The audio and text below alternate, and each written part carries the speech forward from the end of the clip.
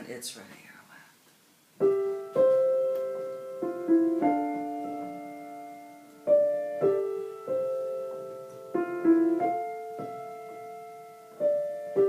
I walk down the garden paths, and all the daffodils are blowing, and the bright blue squills. I walk down the patterned garden paths in my stiff brocaded gown. With my powdered hair and jeweled fan, I too am a rare pattern as I wander down the garden paths.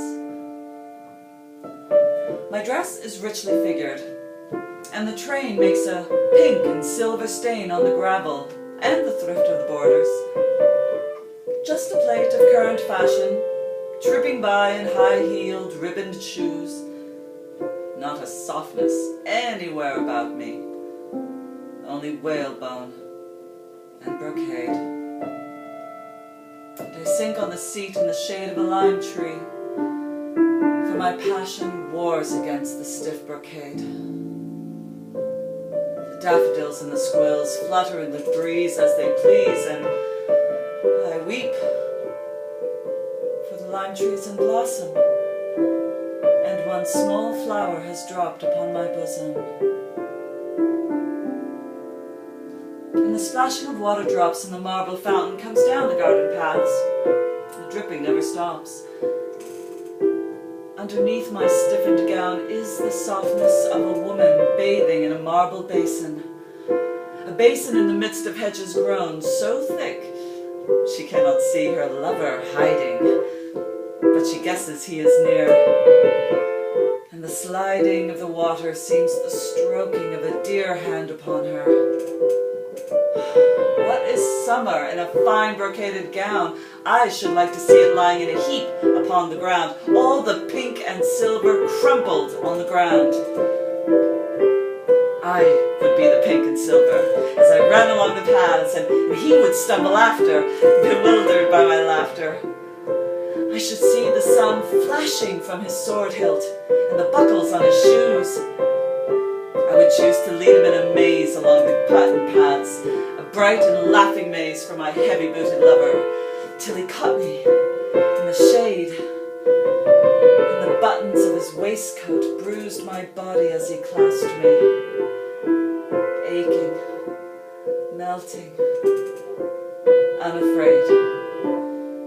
With the shadows of the leaves and the sun drops, and the plopping of water drops all about us in the open afternoon, I am very like to swoon with the weight of this brocade, for the sun sifts through the shade.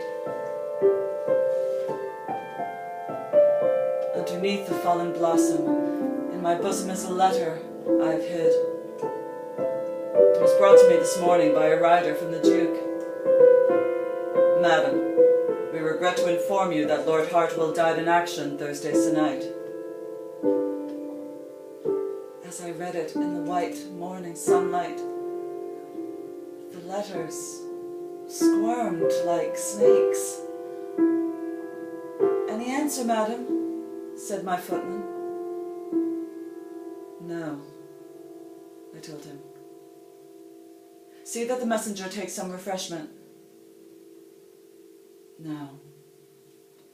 No answer. And I walked into the garden, up and down the patterned paths in my stiff, correct brocade. The blue and yellow flowers stood up proudly in the sun, each one. I stood up upright too, held rigid to the pattern by the stiffness of my gown. Up and down I walked. Up and down. In a month he would have been my husband. In a month, here, underneath this lime, we would have broke the pattern. He for me, and I for him. He as colonel, I as lady, on this shady seat. He had a whim that sunlight carried blessing, and I answered, "It shall be as you have said." Now he's dead. In summer and in winter I shall walk up and down the patterned garden paths in my stiff brocaded gown. The squirrels and daffodils will give place to pillared roses and to asters and to snow. I shall go up and down in my gown, gorgeously arrayed, boned and stayed, and the softness of my body will be guarded from embrace by each button, hook and lace. For the man who should lose me is dead, fighting with the Duke in Flanders in a pattern called